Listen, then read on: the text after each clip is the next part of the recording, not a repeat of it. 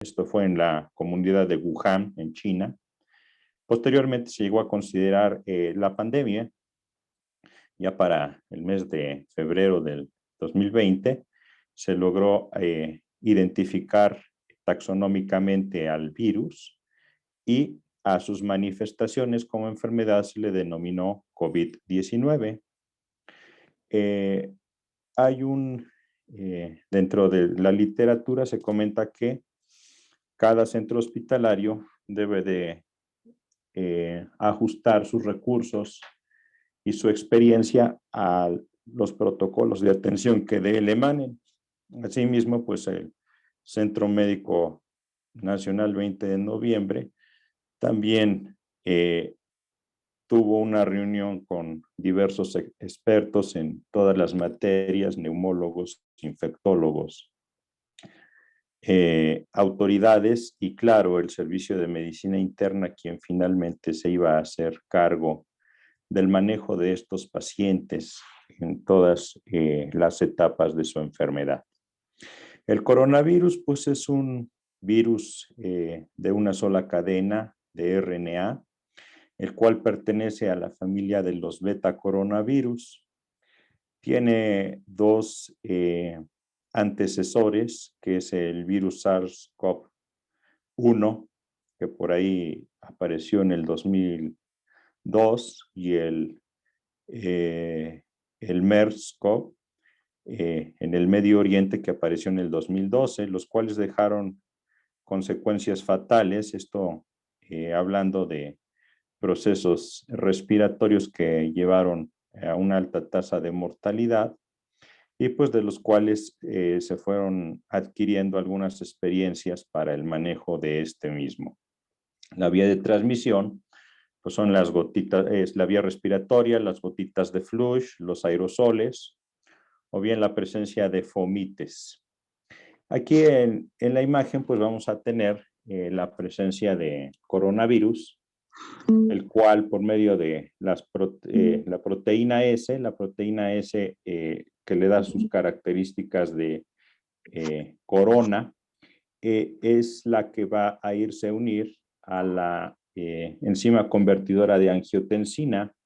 Esta se va a encontrar en el epitelio pulmonar y va a originar la unión de la misma. Así también pues vamos a tener una coestimulación, una proteasa TMPRS2 que va a potenciar esta unión, lo cual va a originar la internalización y fagocitosis del virus para posteriormente echar a andar el proceso de replicación viral por medio de los mecanismos propios de la célula, originando a una célula infectante y echando a andar procesos inflamatorios con infiltración de leucocitos y un claro proceso de citocinas proinflamatorias, principalmente de respuesta TH1, como vamos a ver posteriormente. Dentro de las citocinas más importantemente involucradas vamos a tener la interleucina 1, la interleucina 6, la interleucina 10 y algunos otros factores quimioatrayentes que van a originar que lleguen hacia este sitio todo el resto de células que se van a ver involucradas en el proceso inflamatorio que finalmente van a llevar al daño pulmonar. En esta imagen vamos a tener la evolución de la enfermedad a través del tiempo, con el primer caso reportado el día 8 de diciembre del 2019 en la comunidad de Wuhan. Para el día 31 de diciembre se presentó el primer reporte de 27 casos de procesos neumónicos en esta misma comunidad. Ya para el siguiente año, el día 9 de enero, se hace la identificación del nuevo coronavirus como causante de este proceso neumónico. Para el día 13 ya empieza o se detecta el primer caso fuera de China, que en este caso fue un viajero en el país de Tailandia. En el 2020, pues, el 20 de enero se confirma la transmisión de persona a persona. Para el día 23 empiezan a hacer medidas de contención, cerrando completamente la ciudad de Wuhan. Y pues para el día 30 de enero, la OMS declara una alerta en esta área del lejano oriente.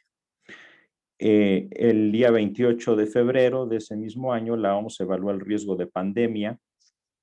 El 11 de febrero, la clasificación taxonómica internacional le da el nombre al SARS-CoV-2 y la Organización Mundial de la Salud denomina a la enfermedad como COVID-19. El 11 de marzo es la fecha en la cual la OMS define a la COVID-19 como una pandemia debido a su diseminación ya en los 5 continentes. Y en el último corte que hice para esta presentación hacia el día 31 de marzo del 2021, tenemos 128 millones de casos, de los cuales pues ya tenemos 28 millones de funciones a lo largo de todo el mundo. Vamos a mencionar que las manifestaciones clínicas van a variar con la edad. Así, las personas de mayor edad o con comorbilidades previas van a tener un peor pronóstico, desarrollando severidad en la enfermedad. Sin embargo, pues la enfermedad tiene un amplio rango de manifestaciones, desde el paciente que es completamente asintomático hasta aquel que pasa por un proceso respiratorio leve con manifestación de dolor de cuerpo, de fiebre, de tos, de cefalea, disnea, yendo al compromiso de la vía respiratoria, de la vía olfativa, del gusto y del olfato, dolor de pecho, escalofríos y algunos síntomas gastrointestinales que se pueden ver involucrados como diarrea, náusea y vómito. El periodo de incubación es de 1 a 14 días con promedio de 5 días y el desarrollo de la neumonía puede ir desde 8 días después del inicio de los síntomas. En un informe chino, de manera inicial se comentó que la enfermedad leve suele acontecer hasta en el 81% de los casos, que aquellos pacientes con criterios de gravedad que requirieron ventilación mecánica llegan a ser hasta un 14% y que un 5% van a requerir el manejo avanzado por presentar compromiso respiratorio o bien de choque séptico o de falla multiorgánica. Y se comenta que aquellos pacientes que llegan a sobresalir de la enfermedad, su recuperación va a estar dada en 2 meses. Ese mismo cuadro del que mencionamos, pues lo que tenemos aquí especificado y va más en relación a la edad, si bien esto puede tener ciertas variaciones porque podemos tener pacientes menores de 50 años con criterios de gravedad. Esto pues va a estar dado principalmente por las comorbilidades asociadas. Generalmente los pacientes con menor edad, aquellos menores de 10 años, normalmente cursan asintomáticos y conforme avanza la edad o bien la presencia de comorbilidades, dentro de las cuales están incluidas la obesidad, la diabetes, la enfermedad pulmonar previa, el mismo embarazo, pues va a darnos criterios de gravedad que tenemos que considerar. Dentro de las anormalidades que se fueron encontrando con el desarrollo de la enfermedad, podemos tener reactantes de fase aguda que van a estar presentes y que también van a tener un valor pronóstico.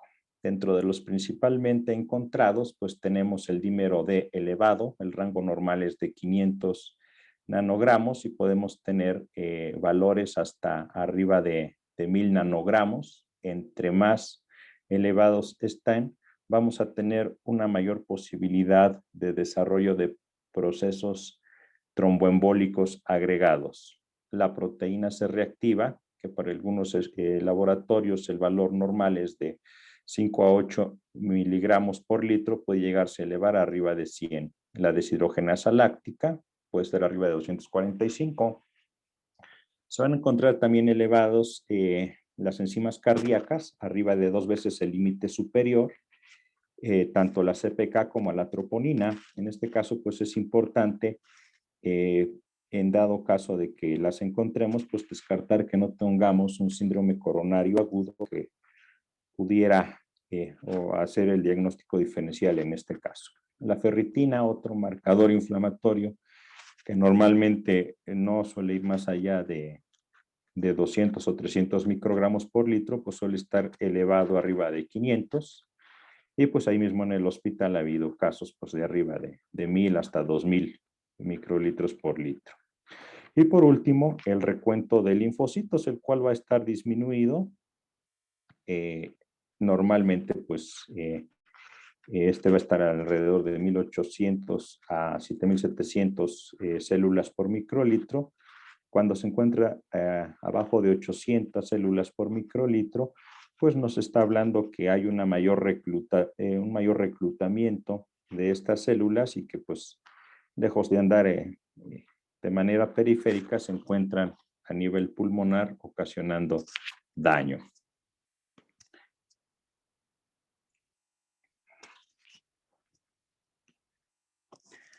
Bueno, vamos a iniciar con la esquematización del protocolo que se tiene en el hospital 20 de noviembre, en el cual pues vamos a tener a los pacientes con los síntomas de los cuales ya comentamos, y estos se van a presentar en el triage respiratorio.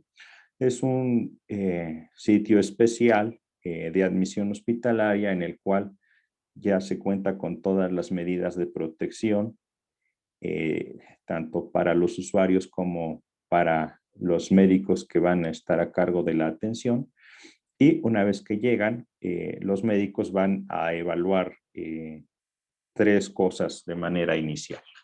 Son 3 escalas: la escala Quick-SOFA, la escala de News y la saturación, junto con la presencia de disnea o insuficiencia respiratoria.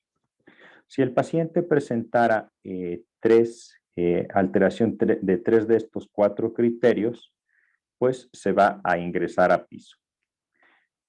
Si el Quick-SOFA se encuentra en una clasificación de 3 o la clasificación de News arriba de 4 y la saturación de oxígeno está en menos de 85% al aire ambiente, y si no está, y si hay una cama desocupada en la terapia intensiva, pues el paciente tendría criterios para entrar directamente a la terapia intensiva sin necesidad de pasar por piso. Bueno, habíamos comentado la presencia de 2 escalas, la escala de News y la escala de Quick-SOFA. Esta primera escala de News, pues fue una escala que se implementó en Europa, específicamente en Inglaterra, y en la cual llevaba la intención de poder detectar de manera más temprana a aquel paciente que se pusiera grave, incluso antes de que llegara a la parada respiratoria. Aquí tenemos un estudio mexicano de terapia intensiva en el cual nos habla de cuál es la diferencia de implementar esta escala contra la atención de un paciente ya con paro cardiorrespiratorio. Y vamos a ver pues que hay arriba de un 15% de posibilidad de supervivencia si se logra estandarizar de manera adecuada al paciente. Y finalmente esta escala lo que principalmente toma pues son los signos vitales y les da una ponderación. En esta escala, como también se puede mostrar aquí en la gráfica, vamos a tener ponderación de 0 a 3 hacia los 2 extremos, y dependiendo de las alteraciones que tengamos en la frecuencia respiratoria, en la saturación, en la necesidad de oxígeno suplementario, en la TA, frecuencia cardíaca, el nivel de conciencia y la temperatura, pues vamos a ir agregando puntos a esta escala. Esta escala, pues como ya comentamos, se implementó por ahí de los últimos años de la década pasada. En Australia, en el año 95, se crearon los grupos de respuesta rápida, que fue este grupo de médicos, no solo de médicos, sino de todo el personal de atención de la salud, que incluía enfermeras y médicos en el hospital, para poder establecer una respuesta previa a que el paciente ya tuviera una parada cardíaca y en el cual pues su pronóstico se vería ensombrecido. La otra escala de la cual mencionamos y la cual ya se vio en la clase de sepsis, pues es la escala de SOFA, y la cual va a estar relacionada precisamente o va a tratar de predecir el desarrollo de un proceso séptico generalizado. La escala de SOFA va a tomar en cuenta 3 puntos, que es el nivel de conciencia, la tensión arterial y la frecuencia respiratoria. A cada uno de estos le va a dar una puntuación. Si la escala de Glasgow es debajo de 13, va a ser un punto. Si la tensión arterial sistólica está por abajo de 100 milímetros de mercurio, le va a dar otro punto, y si la frecuencia respiratoria está arriba de 22 latidos por minuto, le va a dar un punto. Sí, como ya vimos en la escala previa, arriba de 2 puntos ya son criterios para ingresar al paciente, y en este caso, pues lo ideal sería continuar con la aplicación del SOFA completo, el cual pues va a darnos una valoración de los diversos sistemas del cuerpo, a nivel del sistema nervioso central con la escala de Glasgow, a nivel renal con la medición de la creatinina, a nivel hepático con la medición de la bilirrubina, la coagulación con el recuento de plaquetas, la frecuencia respiratoria con la medición del PAFI, y el cardiovascular con la medición de la TEA con o sin el uso de aminas. Entonces, pues ya con esto completamos la primera parte de la valoración, en la cual pues ya ingresa el paciente a piso. Una vez ingresado a piso, pues vamos a hacer la valoración inicial del paciente, poniendo énfasis en los factores de riesgo que pudiera tener. Si el paciente cuenta con obesidad, bueno, en este caso hay que sacarle el índice de masa corporal. Entre más índice de masa corporal tenga, el pronóstico es peor. Su edad, la presencia de enfermedades crónicas, diabetes, hipertensión, insuficiencia cardíaca, enfermedad renal crónica, alguna neumopatía crónica o bien cardiopatía isquémica, o si tuviera una imagen de tomografía que la clasificara como neumonía severa, pues ya pasaría en este caso a el uso de esteroides más inmunoglobulina. Si el paciente solo tiene el proceso neumónico, pero estos factores de gravedad no están presentes, pues se va a dar un esquema de esteroide, en este caso en el que se han apoyado más la variedad de estudios que se han realizado, pues es la dexametasona a dosis de 6 miligramos, ya sea vía oral o intravenosa. En este caso aquí en el hospital se utiliza intravenosa por 10 días. Si no se tuviera a disposición, pues también se puede utilizar algún otro esteroide ajustando la dosis, como lo que es metilprednisolona o prednisona vía oral. En este caso, pues se va a dar por 10 días. Nuevamente, pues se va a hacer una revaloración. Esta revaloración se hace a las 48 horas, y si las escalas iniciales pues van mejorando, la puntuación que se obtiene va siendo menor, y si además tenemos disminución de los reactantes de fase aguda, pues entonces con 3 días de observación y posteriormente el paciente se puede ir a su domicilio. Como se podrán dar cuenta hasta acá, la presencia de las escalas de evaluación pues es parte importante en la cual nosotros vamos a guiar la evolución del paciente. Por eso sería pertinente que en cada nota de evolución nosotros revaloráramos estas escalas para poder seguir el camino que nos va proponiendo, en este caso, este protocolo de manejo. Si el paciente, como ya dijimos, va a presentar criterios de gravedad ya mencionados, entonces el paciente sería candidato al uso de inmunoglobulina. La dosis que se utiliza es de 1 gramo por kilogramo de peso. Inicialmente se va a empezar con un goteo bajo,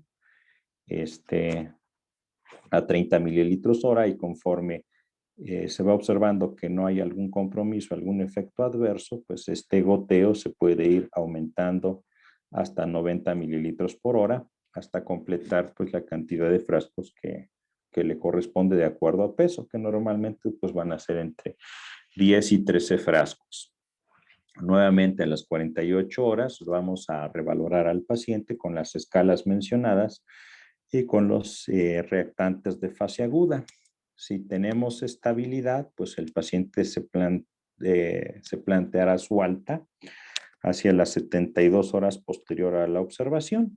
Si en dado caso de que no respondiera, está indicado realizar cultivos con la finalidad de detectar alguna sobreinfección micótica o bacteriana sobreagregada, porque entonces pues el tratamiento ya cambiaría y en lugar de seguir con el esteroide y la inmunoglobulina, pues necesitaríamos dar el tratamiento antibiótico o antimicótico específico.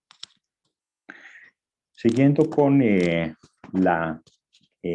protocolo, los criterios para el uso de la inmunoglobulina son los que ya mencionamos anteriormente, y en los que vamos a poner énfasis en la saturación de oxígeno, que normalmente debe de ser de menos de 90 al aire ambiente, con una tomografía de tórax con una afección de más del 60% de la afección pulmonar y la presencia de procalcitonina.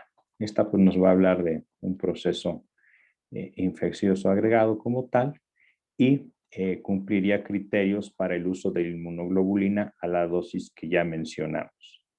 Este uso de la inmunoglobulina, pues nuevamente a las 48 horas se va a revalorar. Si el paciente presenta mejoría, estabilidad, se va a tener otras 3 días de valoración. En dado caso de que no, pues ya comentamos, hay que hacer, ir en búsqueda directa de algún proceso bacteriano o micótico agregado. Si este se llegara a descartar, entonces tenemos otro grupo de medicamentos que podemos indicar en el paciente. Medicamentos que van a ir específicamente a disminuir la cantidad de citocinas proinflamatorias, y dentro de los cuales tenemos el tocilizumab, el baricitinib y el ruxolitinib, que son medicamentos que van a bloquear la vía de las JAK-STAT y que con esto van a mejorar la cantidad a disminuir la cantidad de citocinas proinflamatorias.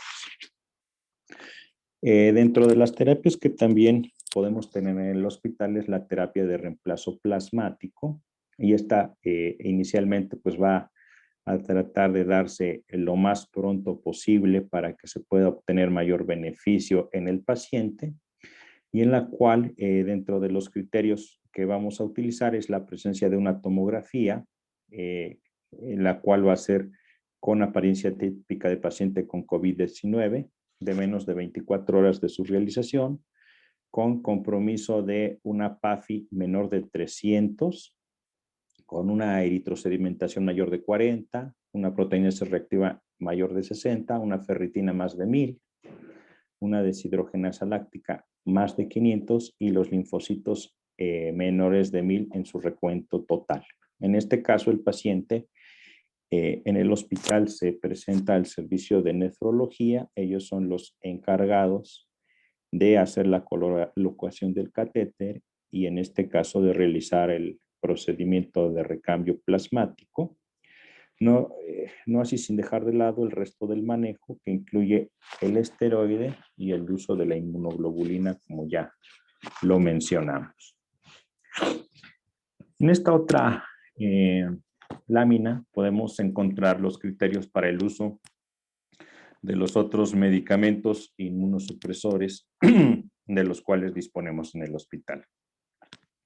Vamos a tener criterios para el uso de los bloqueadores de la JAK-STAT, y que van a a requerir cumplir los criterios de saturación de menos de 90 al aire ambiente, con una PCR arriba de 80, una ferritina arriba de 1000, con compromiso en la tomografía de más del 60% del parénquima pulmonar y haber encontrado una procalcitonina negativa.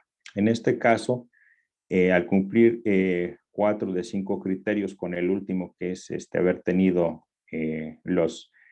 ausencia de proceso séptico agregado, y cumpliendo los criterios, pues ya se podría utilizar alguno de los medicamentos antes mencionados. Para el uso de tocilizumab, el hospital ha establecido algunos otros criterios de más, aparte de los ya mencionados, y en este caso está circunscrita al paciente con apoyo mecánico ventilatorio o bien aquel que ya requiere oxígeno con cánula de alto flujo, y además que cumpla criterios de progresión de la enfermedad. El uso de tocilizumab debe de cumplir 7 de estos 9 criterios con la puntualización de la procalcitonina negativa y la ausencia de un proceso séptico agregado. Dentro de los criterios de rápida progresión vamos a tener una proteína C reactiva arriba de 150, una ferritina de más de 1500 y un empeoramiento en el score radiológico de 6 puntos con relación al basal. En este caso, pues el paciente nos estaría hablando de un compromiso respiratorio severo y sería candidato para el uso de tocilizumab. En la parte inferior del protocolo para el hospital se tiene el manejo agregado, que también es importante dar como manejo de sostén en todos los pacientes. Y este incluye lo siguiente: iniciar estatinas de alta potencia, en este caso rosuvastatina o atorvastatina, rosuvastatina a 20 miligramos o atorvastatina de 40 a 80 miligramos cada 24 horas, independientemente del riesgo cardiovascular e independientemente del nivel de lípidos que presente el paciente.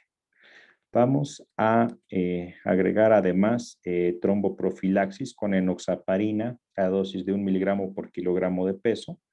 Esto, la contraindicación que tendríamos sería una plaquetopenia. La anticoagulación terapéutica con la dosis al doble de la anterior va a estar dada si tenemos el dímero D arriba de 1500 o el fibrinógeno arriba de 800 miligramos por decilitro. Entonces el paciente sería candidato a manejo con anticoagulación terapéutica.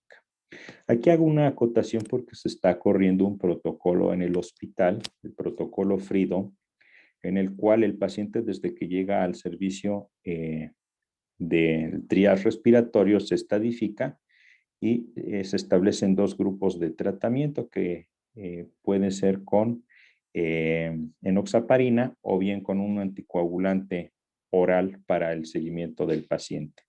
Esto generalmente es a juicio del médico si es que requiriera tener algún cambio en el protocolo, si empeora y el paciente tiene que ser intubado, pues indudablemente saldría del protocolo y el médico es quien decidiría el manejo subsecuente del paciente. El paracetamol va a estar dado a dosis de 1 gramo cada 8 horas para los síntomas constitucionales, llámese fiebre, mialgias, artralgias, cefalea.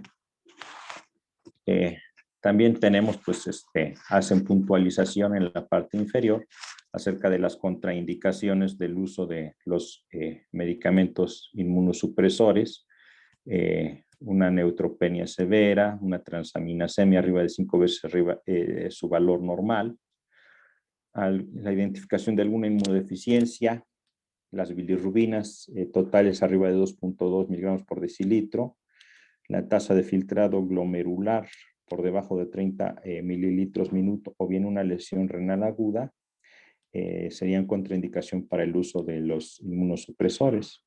Estos inmunosupresores pues no deberían de combinarse, puesto que los efectos adversos que se tendrían serían muy importantes y los beneficios no se verían reflejados en el paciente. La recomendación número 6 comenta que una semana posterior al inicio de ruloxitinib o de baricitinib, si el paciente continúa hospitalizado, debería de iniciarse una terapia empírica antimicótica con fluconazol y la toma de de cultivos para descartar proceso bacteriano agregado. Aquí pues tenemos que hacer un paréntesis porque pues idealmente todos los pacientes que ya tienen cierta cronicidad en el hospital, independientemente del abordaje inicial, deberían estar policultivados pues con más de 2 semanas de estancia en el hospital y mantener la tromboprofilaxis con heparina de bajo peso molecular durante 7 días hasta posterior a su egreso. Las últimas recomendaciones pues comentan mantener la terapia con estatinas hasta 7 días posterior a su ingreso, solicitar una interconsulta a radiología para observar si no la evolución radiológica de la enfermedad con la medición volumétrica por tomografía o la aplicación del radioscore en una tele de tórax. Y una vez concluido el esquema de esteroides, ya sea dexametasona o metilprednisolona, además de 10 días, pues se tendría que iniciar con el protocolo de reducción de esteroide, como se plantea aquí, de 10 miligramos cada 3 días para evitar tener una insuficiencia suprarrenal. Bueno, hasta aquí es el protocolo establecido por el hospital. La siguiente parte de la plática va a estar en relación a el soporte a nivel bibliografía de estas situaciones. Les voy a pedir nada más que me permitan un minuto de intermedio porque tengo que ir a firmar un documento. Y ahorita continuamos.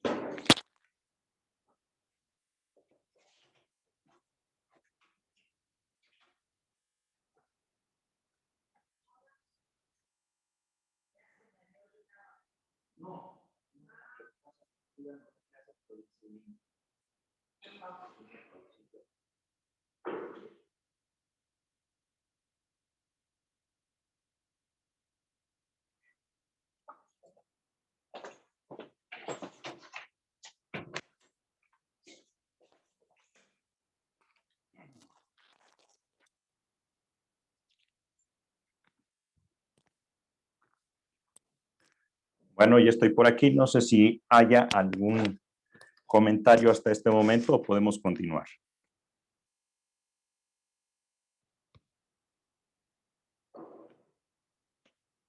Bueno, dentro de las estrategias para poder contener al virus, como ya lo mencionamos, vamos a ver las fases en las cuales podemos intervenir y en las cuales pues se han hecho estudios, diversos estudios. Por ahí estoy oyendo que alguien tiene su micrófono abierto. No sé si quiere comentar algo antes de continuar.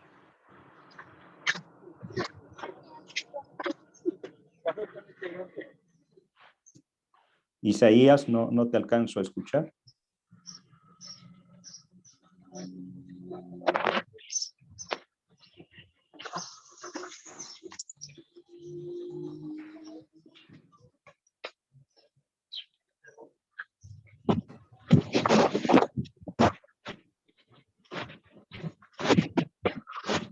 Creo que no tiene ninguna pregunta. Ok. Si quieres, bueno, continuamos, ahorita lo silenciamos. Claro. Bueno, entonces dentro de las estrategias del manejo del virus vamos a tener como primer blanco terapéutico la inhibición de la entrada del virus a la célula. En este caso, como ya mencionamos, el SARS-CoV-2 se va a unir a la enzima convertidora de angiotensina tipo 2 que va a estar en el epitelio del aparato respiratorio. Posteriormente se va a fusionar con la membrana del virus y va a originar la endocitosis. Dentro de los medicamentos de investigación que han tratado de tener un blanco terapéutico en esta parte, tenemos el Arbidol, este medicamento normalmente usado en Rusia y en China para el manejo de la influenza, va a inhibir la unión de la proteína S, la proteína pico, a la enzima convertida de angiotensina, y con eso va a evitar su fusión. Comentan que puede ser más efectivo que el lopinavir y el ritonavir, aunque, como vamos a ver más adelante, este medicamento, el lopinavir ritonavir, va a bloquear principalmente la transcripción del virus. Tenemos el micilato de Camostat, el cual es usado en el Japón para el tratamiento de la pancreatitis y algunos otros problemas de tipo gastrointestinal, y el cual va a inhibir a la actividad del coestimulador que ya mencionamos, el TMPR S2, pues va a verse bloqueado, y con esto va a inhibir la unión del virus con el receptor y evitar la endocitosis. La cloroquina y la hidroxicloroquina son antimaláricos muy utilizados en las enfermedades reumatológicas, y que también van a tener un papel en la inhibición de la unión del virus con su receptor, aunque, como vamos a ver más adelante, actualmente se encuentran en desuso debido a la gran cantidad de efectos adversos cardiovasculares que llegaron a presentar. Se tienen algunos otros blancos que también se pudieran utilizar, como enzima convertida en angiotensina recombinante soluble, algunos anticuerpos monoclonales que vayan directamente a bloquear estos sitios de la unión, inhibiendo la fusión del virus.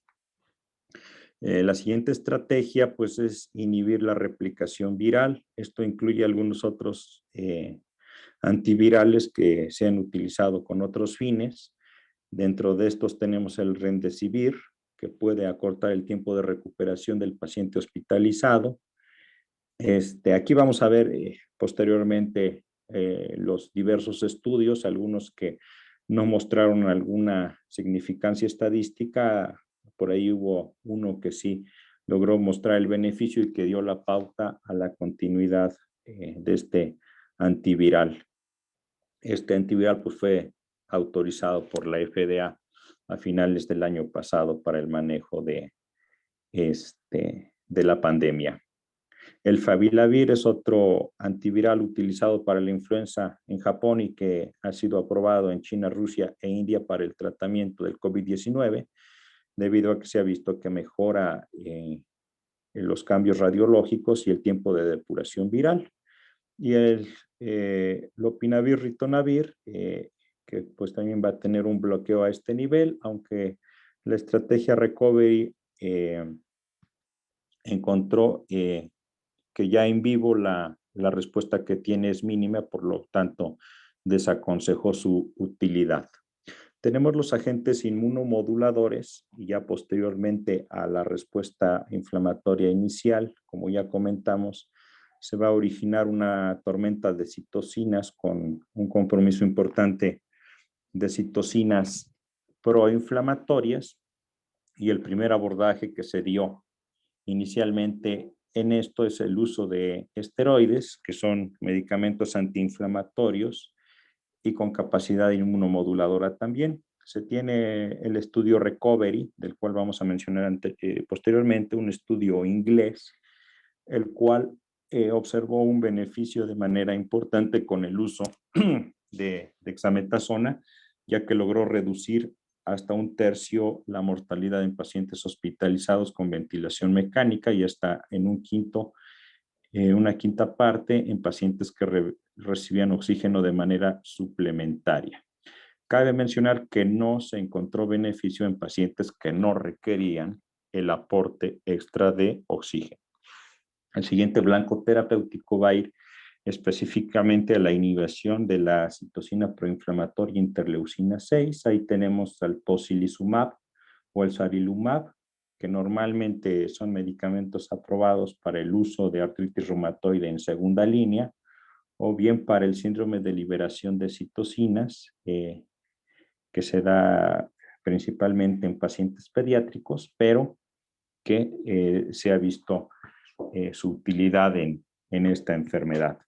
Se tienen también los mediadores de factor de crecimiento endotelial, como el bevacizumab, que normalmente pues, es un medicamento oncológico de mucha utilidad en el cáncer de colon, en el cáncer de colon metastásico, en el cáncer de ovario, pero que se ha visto en algunos estudios que llega a reducir el edema pulmonar en pacientes con COVID grave.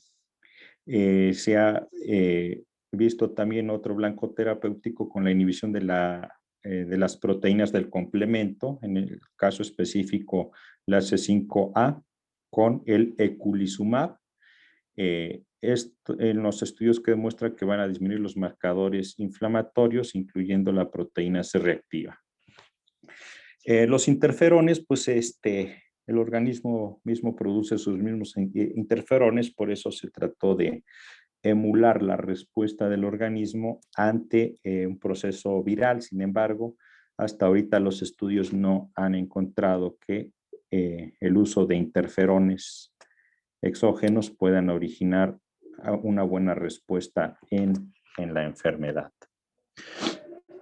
En esta gráfica tenemos los distintos blancos terapéuticos en los distintos tiempos en los cuales se va a dar. Por ejemplo, tenemos la dexametasona, que ya vimos va a originar su respuesta a nivel del microambiente, disminuyendo las citocinas proinflamatorias y disminuyendo también la diapédesis. En este caso, bloqueando el tránsito de células de la inflamación hacia nivel pulmonar, lo mismo que la presencia de tocilizumab y sarilumab, que van a inhibir la interleucina 6, tanto la que está unida a membrana como la que se encuentra circulante. Aquí tenemos el blanco terapéutico que nos podría dar el uso de plasma convalescente con la entrada de anticuerpos exógenos, tratando de activar el sistema inmune innato para poder tener una mejor respuesta al mismo. Tenemos aquellos medicamentos que van a inhibir la unión de la proteína S a su ligando, que es la enzima convertida en angiotensina, o bien la inhibición de la coestimulación, donde la hidroxicloroquina, el Camostat, el Arbidol tenían una función importante. Ya una vez adentro de la célula y tratando de inhibir la replicación viral, pues tenemos los antivirales que ya mencionamos, el remdesivir, la ribavirina, el fapinavir, el ritonavir, lopinavir, y en este caso, pues también el bloqueo de la vía JAK-STAT, que sucede a nivel intracelular, pero que tiene compromiso, tiene posteriormente su expresión tanto a nivel intra como a nivel extracelular. Vamos ahora a mencionar las guías de la Sociedad Norteamericana de Enfermedades Infecciosas, la ITSA, para el COVID-19. Estas guías se establecen en 18 recomendaciones con cada uno de los grupos de los medicamentos y que establecen evitar el uso de cloroquina, hidroxicloroquina, acitromicina, esto principalmente por los efectos cardiovasculares que llegaron a presentar, exacerbación de insuficiencia cardíaca, el QT prolongado o la presencia de arritmias fatales que se llegaron a presentar en estos pacientes cuando se agregaron estos. Desaconseja el uso de lopinavir, ritonavir, debido a que no hubo la respuesta esperada en los estudios, el uso de famotidina y el uso de ivermectina. Este último, aunque es de gran, está muy extendido su uso, los estudios realmente son muy pobres, su poder estadístico para mencionar una respuesta, por eso es que la ITSA lo desaconseja.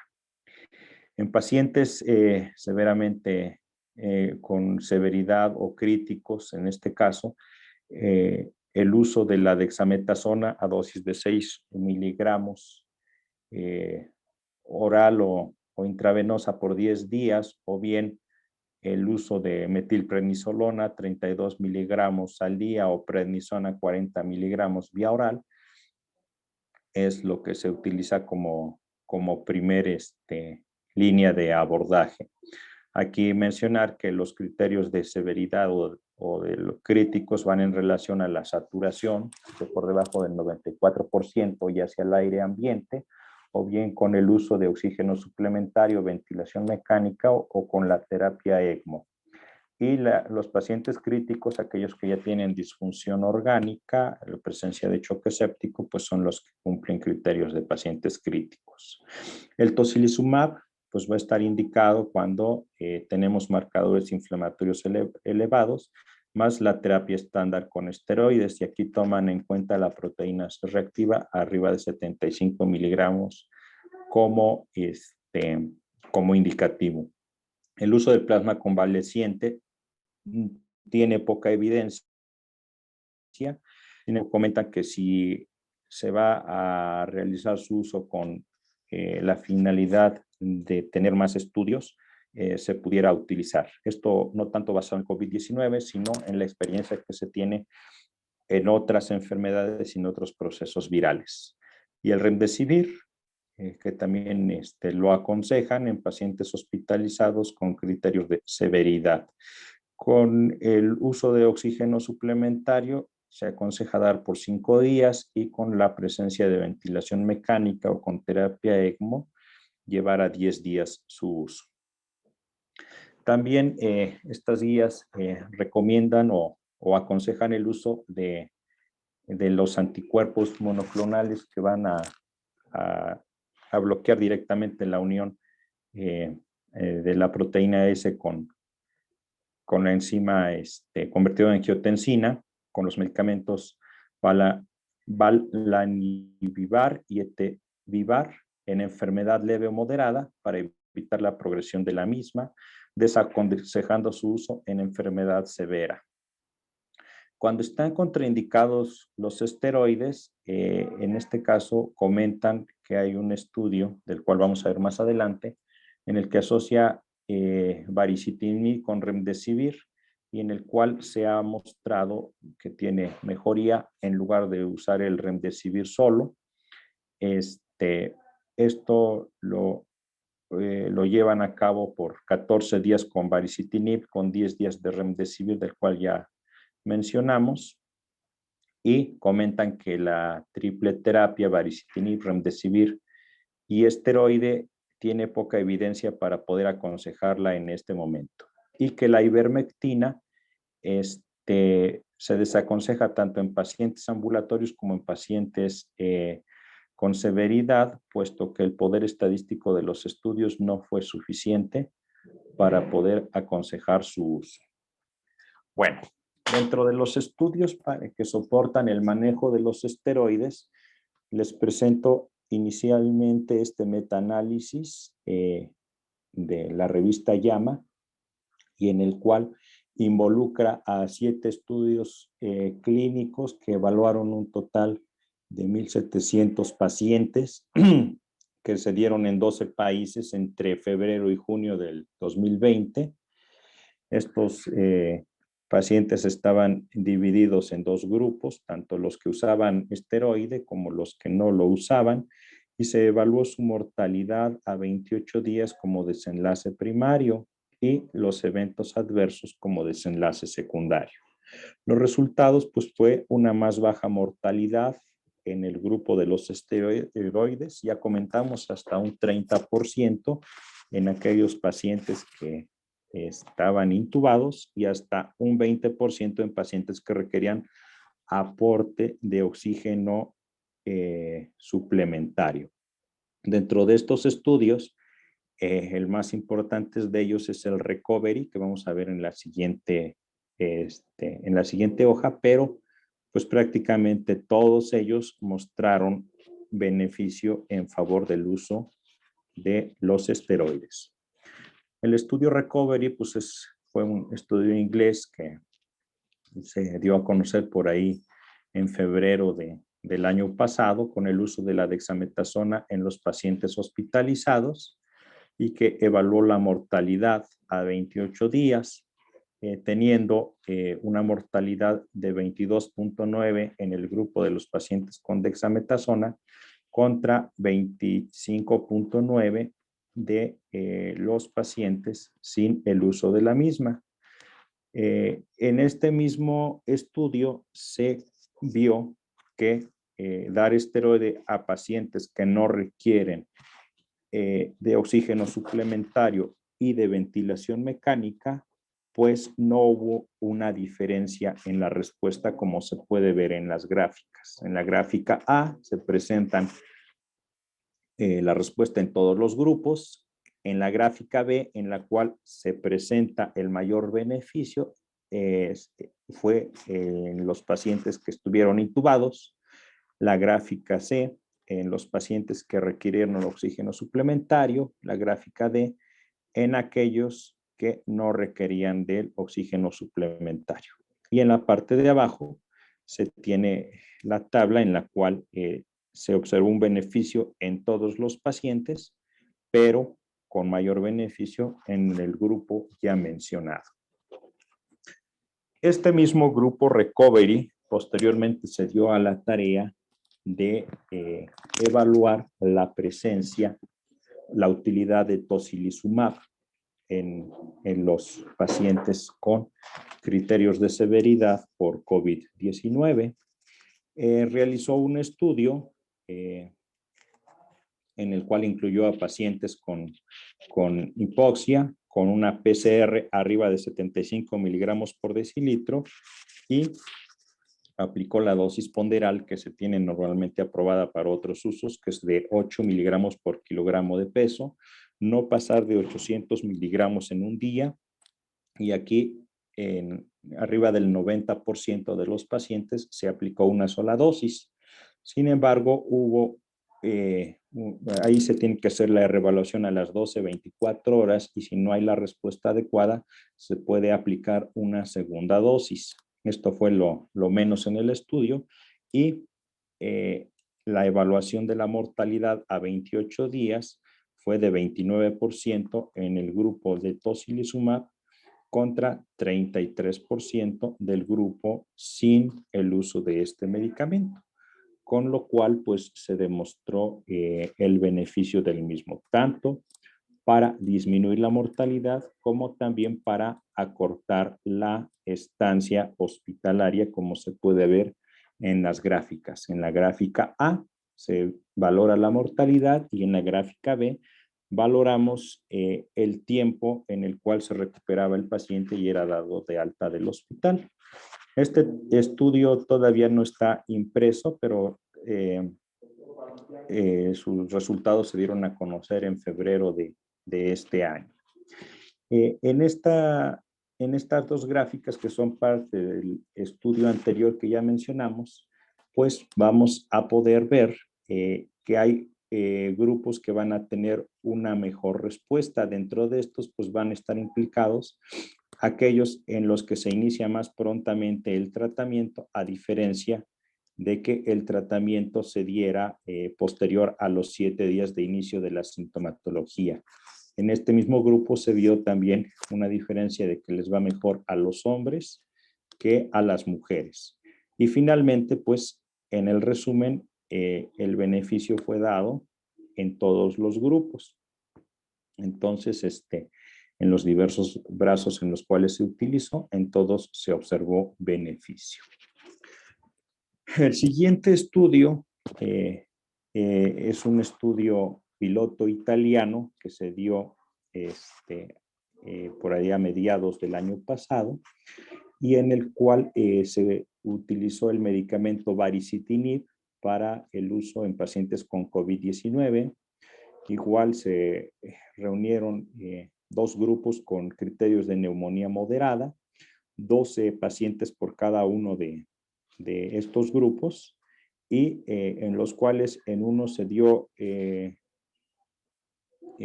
baricitinib y en el otro se dio hidroxicloroquina, que era el tratamiento. En ese tiempo el tratamiento era lopinavir, ritonavir con hidroxicloroquina como grupo control y se comparó con lopinavir, ritonavir más baricitinib.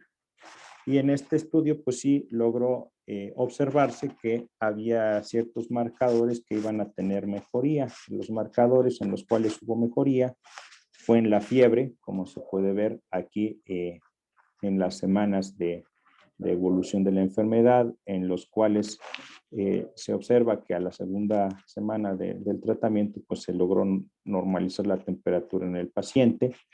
Lo mismo se llega a observar con la PAFI, la cual fue aumentando de manera importante incluso en la primera semana, a diferencia del estudio del grupo control en el cual no se observó esta misma respuesta.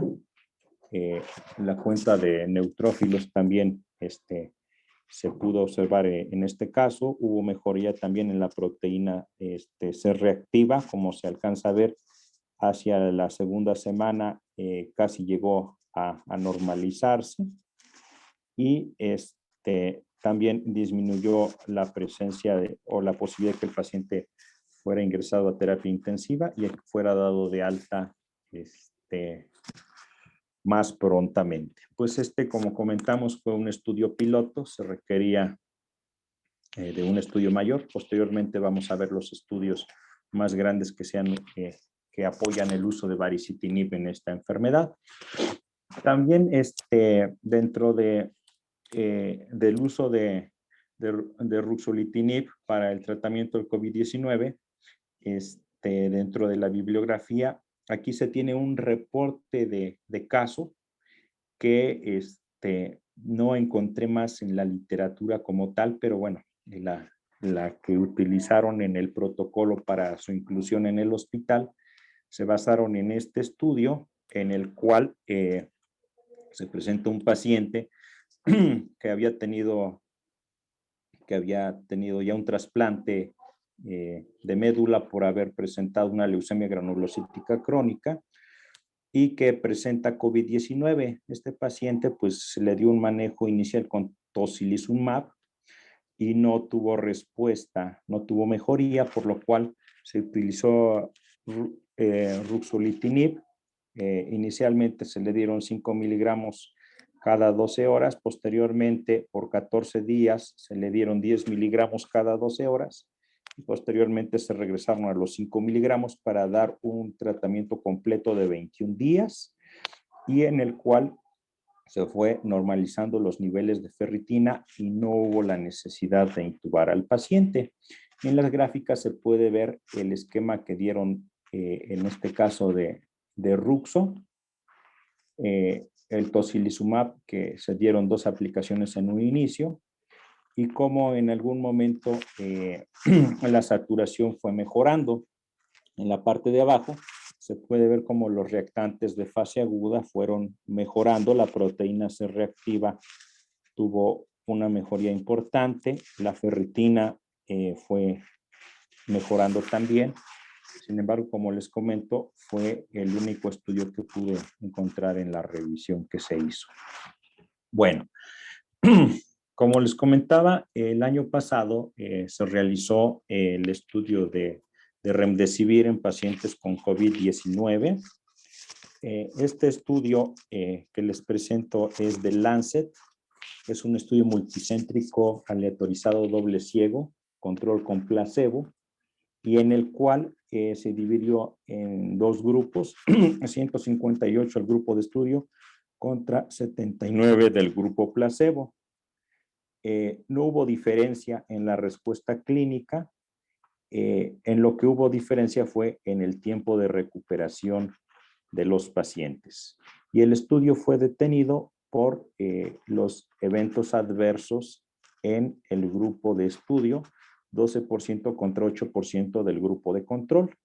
En esta gráfica, en esta tabla que les presento, lo que podemos ver pues es que que la mortalidad no se vio, no tuvo diferencia estadística, un 14% contra un 13%, y en donde sí hubo una respuesta, pues fue en la mejoría de los síntomas, aunque pues al final del día esto no tuvo traducción, al menos en este estudio. Este segundo estudio de uso de Remdesivir en COVID-19, obtenido del New England también del año pasado, evaluaba la respuesta de diversos desenlaces en los pacientes, tanto dándoles el tratamiento de 5 días como dándoles el tratamiento de 10 días. Normalmente las dosis que se dieron en todos los estudios fueron 200 miligramos el día 1 y posteriormente 100 miligramos, ya sea por los 4 días restantes o por los 9 días para complementar el estudio. En este estudio de Remdesivir no hubo diferencia significativa entre otorgar el tratamiento por 5 a 10 días, tanto en ventilación mecánica como en los otros grupos de oxígeno de alto flujo o al aire ambiente. Y esto me refiero a los desenlaces como el tiempo de alta, como el uso o bien la progresión al uso de los otros oxígenos suplementarios con alto flujo, con ventilación mecánica o bien la muerte. Esto dio pauta para comentar que los pacientes con enfermedad moderada, el ciclo de tratamiento que se les diera fuera de 5 días, a diferencia de los pacientes con severidad, en los cuales el esquema de tratamiento se autorizó dar por 10 días. Este tercer estudio que les presento es en el cual se logra observar un beneficio para el uso del Remdesivir. El estudio pues es el ACTT-1, o el estudio adaptativo para COVID-19. Fue un estudio aleatorizado doble ciego, controlado por placebo en pacientes con neumonía, con esquemas de 10 días de tratamiento. El resultado a evaluar era el tiempo de recuperación. Se dividieron en 2 grupos, 541 para Remdesivir, 527 para placebo. La mortalidad aquí se vio un beneficio con 6.7% para el grupo de Remdesivir contra 11.9% para el grupo placebo, eso hacia el día 15. Sin embargo, hacia el día 29 fue de 6.7 para Remdesivir contra 15.2 para el grupo placebo. Los efectos adversos fueron mayores en el grupo placebo, como se puede ver en las gráficas. Entonces, en base a este estudio fue que se aprobó el uso de Remdesivir para pacientes con neumonía moderada. Posteriormente, ya en este año, se corrió el estudio de Baricitinib más Remdesivir en COVID-19. Nuevamente siguió el mismo diseño que los estudios anteriores. En un grupo Remdesivir más Baricitinib, en otro Remdesivir solo, aquí hay un error, es Remdesivir solo, y el resultado a evaluar fue el tiempo de recuperación. En un grupo del tratamiento combinado, 515 pacientes, del grupo control 518, y la mortalidad en el grupo combinado fue de 5.1 contra 7.8 del grupo control. Los efectos adversos, no hubo una diferencia estadística y se llegó a la conclusión de que Baricitinib más Remdesivir fueron superiores en reducir el tiempo de recuperación y en mejorar el estado clínico del paciente, como se puede ver en las gráficas de supervivencia que les presento en este otro lado de la tabla. La terapia con inmunoglobulinas, que es otra parte que se abordaba en el estudio, se tiene varias modalidades, como el uso de plasma de paciente convaleciente. Pues es un poco difícil poder estandarizarlo en un estudio, puesto que, como ustedes saben, la obtención del plasma convaleciente va a depender mucho del estadio de la enfermedad, de la evolución de la epidemia en el grupo, eh, eh, en la población, para el desarrollo de presencia de anticuerpos. Se comenta que hasta el 95% de los anticuerpos que van a presentar este paciente son de tipo IgG y que van a tener poca cantidad del resto de las otras inmunoglobulinas.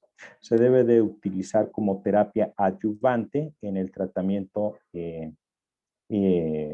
base, en el tratamiento soporte del COVID-19. Tiene efectos pleiotrópicos, ya que va a mejorar la inmunidad pasiva, ya que va a originar que una gran cantidad de carga de anticuerpos que se presenten en el cuerpo van a activar al sistema inmunológico, y va a contener a las citocinas proinflamatorias, debido a que puede contener citocinas antiinflamatorias. Aunque hay que tener cuidado porque puede haber efectos adversos, como la presencia de un síndrome de pulmón agudo asociado a la transfusión o la presencia de reacciones alérgicas. De los anticuerpos monoclonales neutralizantes, si bien ya hay estudios y son de los que ya mencionamos anteriormente, como no están incluidos en el protocolo, pues no los abordamos como tal. Entonces, dentro de las perspectivas futuras para la enfermedad, podemos plantear que la enfermedad ha planteado la amenaza más grande para el presente siglo que estamos iniciando. Ya se ha cumplido un año de la pandemia y pues se ha establecido que el virus llegó para quedarse con nosotros, para ser parte de nuestros acompañantes, que antes de la llegada de las vacunas y aún con la presencia de las mismas, se deben de continuar con las medidas generales de distanciamiento social, con el uso de mascarillas, de más pruebas activas, de más rastreo de casos, que tenemos que estar pendientes ante la presencia de mutaciones, que han muerto pacientes aún con el esquema completo de vacunación, y que abordar la pandemia pues implica del compromiso y el esfuerzo de todos y cada uno de nosotros. Entonces, pues hasta aquí es lo que podemos mencionar con respecto a la exposición. No sé si tuvieran alguna pregunta. Excelente presentación, maestro Díaz. La verdad es que está muy completa, muy bien justificada cada uno de los diferentes esquemas de tratamiento que se han utilizado y que estamos utilizando. ¿Alguien tiene algún comentario, duda, pregunta?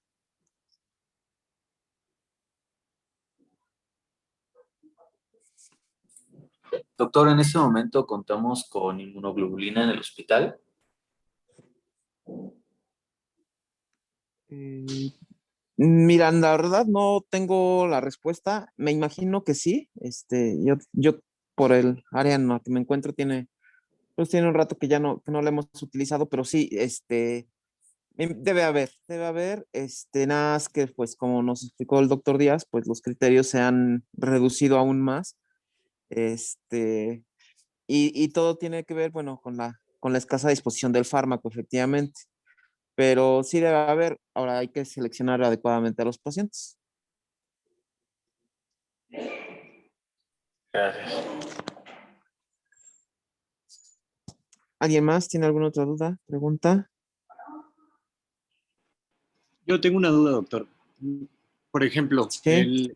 para que un paciente tenga inhibición del eje suprarrenal por el uso de esteroides, eso es muy variable en cuanto al tipo de paciente, el esteroide usado, la dosis. Entonces, por ejemplo, de lo que he estado leyendo, dexametasona con esas dosis de 6 miligramos por 10 días, la verdad es que no suprime mucho el eje como para tener que dejar un esquema de reducción.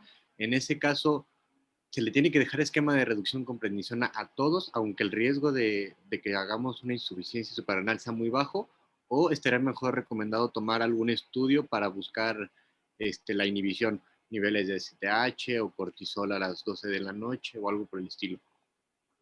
Ok, mira, en este caso, hablando del uso de esteroides en las enfermedades en general, eh, nosotros normalmente producimos endógenamente alrededor de 7.5 miligramos de prednisona, que sería el equivalente al uso de la cortisona. En este caso, para que nosotros pensemos en el uso o en la suplementación de esteroide, sería con dosis mayores de 20 miligramos, en este caso por más de 7, 8 días, en el cual sí estaría indicado dar una dosis de reducción. Si bien la dexametasona es el esteroide de vida media más larga, que va de 14 a 36 días en la eliminación completa, como tal, no estaría completamente indicado. De hecho, el esquema de reducción que hacen es un esquema de reducción muy rápido, ya que disminuyen 10 miligramos cada tercer día. Cuando normalmente tú haces una reducción, pues esta tiene que irse de manera más espaciada, normalmente 5 miligramos, y pues esto lo puedes llevar a mes o mes y medio. Eh, Cabe mencionar que también si utilizas dosis muy altas de esteroide, por ejemplo, 50, 70 miligramos de prednisona, la primera reducción que puedes hacer es al 50%. Y posteriormente ya te tienes que ir con reducciones de 5 a 10 miligramos incluso por semana para realmente evitar este riesgo.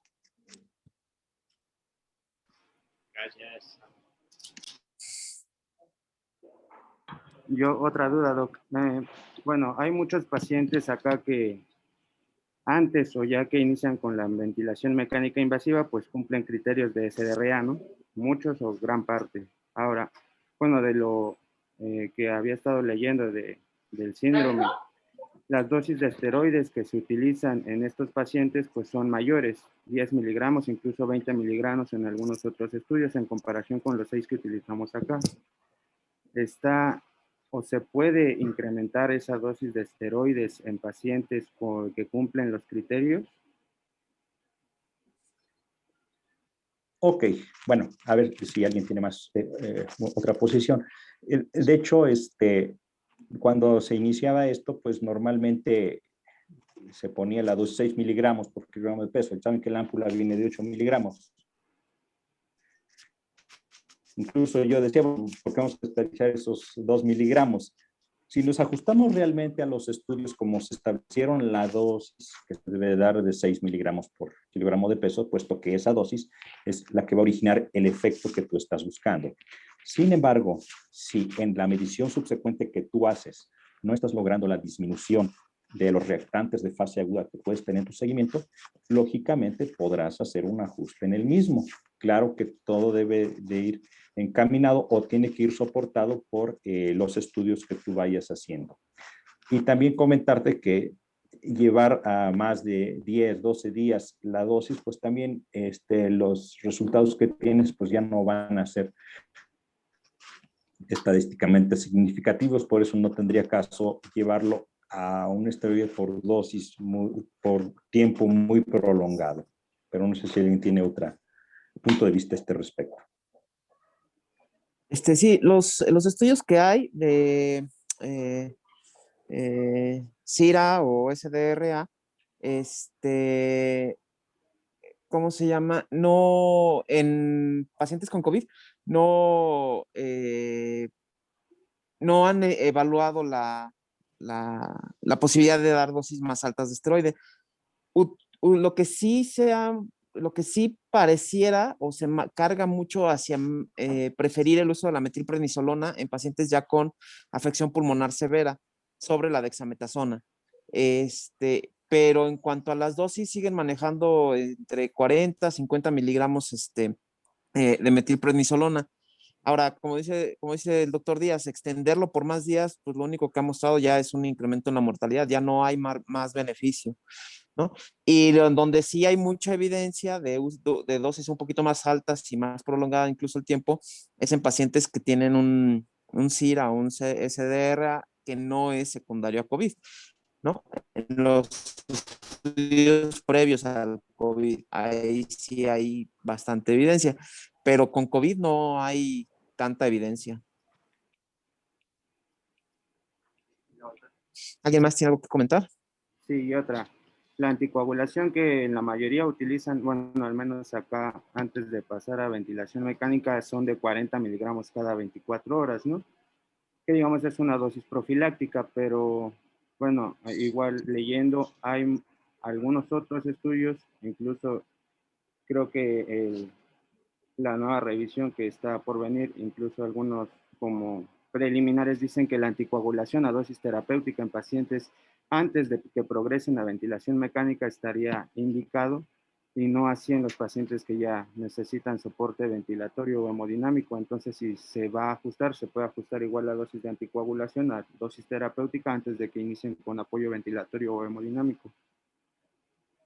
Sí, efectivamente, si tú te apegas al protocolo, como comenta ahí mismo, si el paciente ya tiene el uso de oxígeno suplementario con puntas de alto flujo, o bien la presencia de necesidad de intubación, y además dentro de los estudios de laboratorio tienes el dímero D aumentado arriba de 1500 y el fibrinógeno arriba de 800, indudablemente que está indicado pasar de la dosis profiláctica a la dosis terapéutica, solamente con el apego que tú puedas seguir al protocolo que ya establecieron.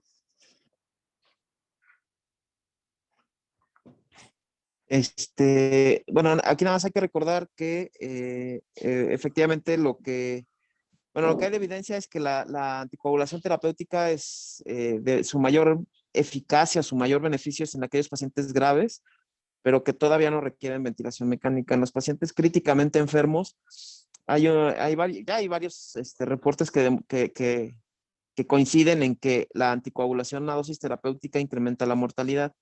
Justamente uno de esos,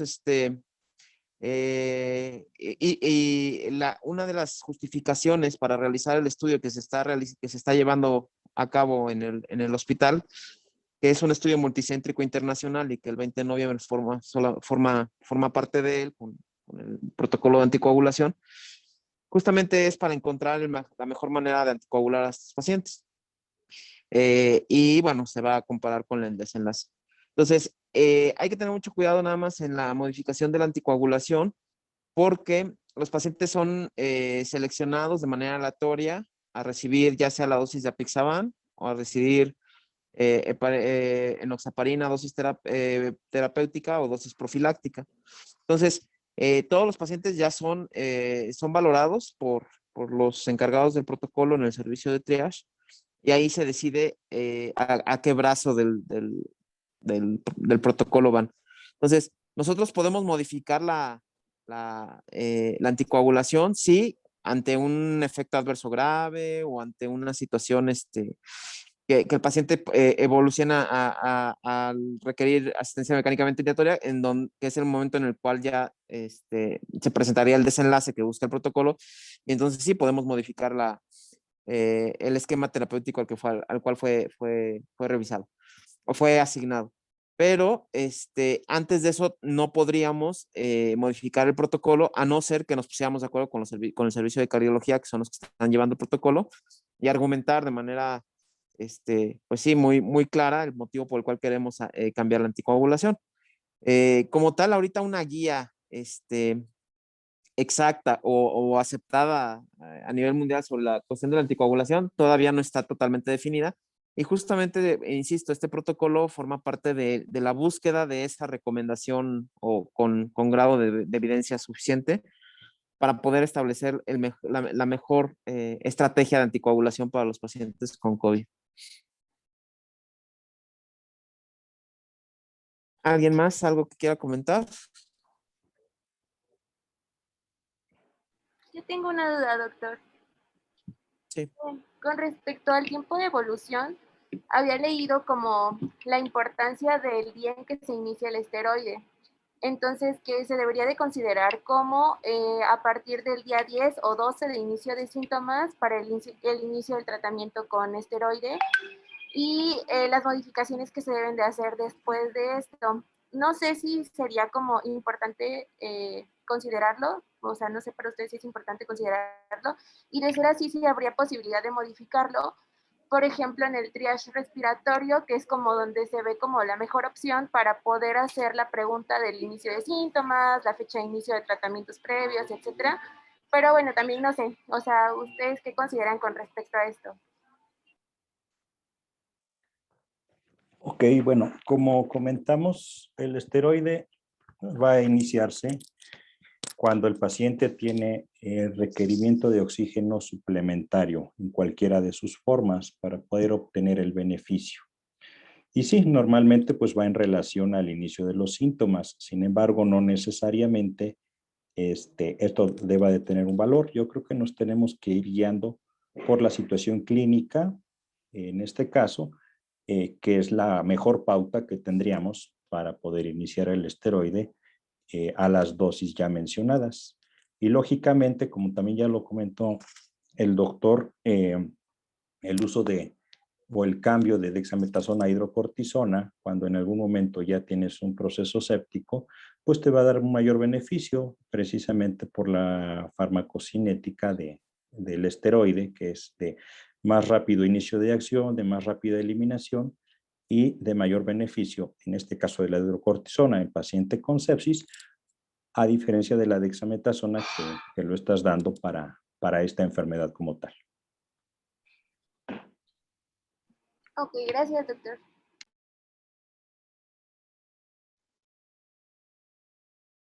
¿Alguien más?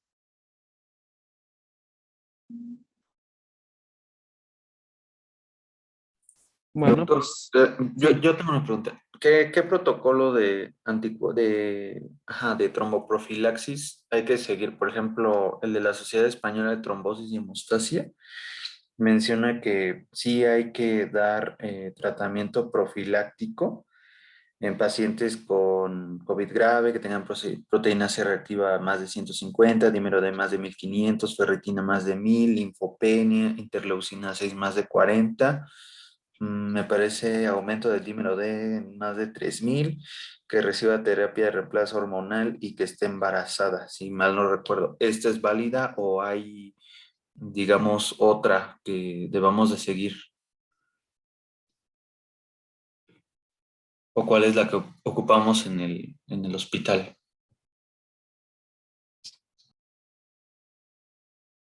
este, Master Díaz, ¿quieres contestar o le platico yo? Yo nada más lo que le podría comentar es que el protocolo del hospital viene bien establecido los puntos y los marcadores en este caso, en los cuales tienes que iniciar la anticoagulación como tal y apegándonos al protocolo, lo hacen con respecto al dímero D y al fibrinógeno. Eso es lo que utiliza el protocolo y pues realmente está dando, o más bien dicho, hasta que tengamos los resultados de los estudios que están corriendo, pues podríamos considerar que sería lo que debemos de usar en este caso. El protocolo que tenemos de anticoagulación o que viene plasmado en el flujograma de manejo, eso fue elaborado por el Servicio de Cardiología. Ellos lo realizaron de acuerdo a las diferentes guías disponibles en ese momento. Este protocolo se terminó de configurar más o menos entre diciembre y enero de este año. Entonces, después de eso vino, bueno, ya la inclusión del hospital en el protocolo de Freedom y pues se cambió un poquito la cuestión de la anticoagulación, pero en esencia el protocolo fue, insisto, fue hecho por cardiología de acuerdo a la evidencia que estaba disponible hasta finales del año pasado. Y bueno, ahorita lo que se sigue pues es el protocolo de estudio que se está llevando, el ensayo clínico que se está llevando para identificar cuál es la mejor estrategia de anticoagulación en estos pacientes. Sale, gracias. Listo. Pues muy bien, maestro Díaz, muchas gracias por tu tiempo y tu presentación. Y el día de mañana tenemos clase con el doctor López y listo, pues nos vemos por aquí, ¿vale? Cuídense, que tengan buena tarde, buen día.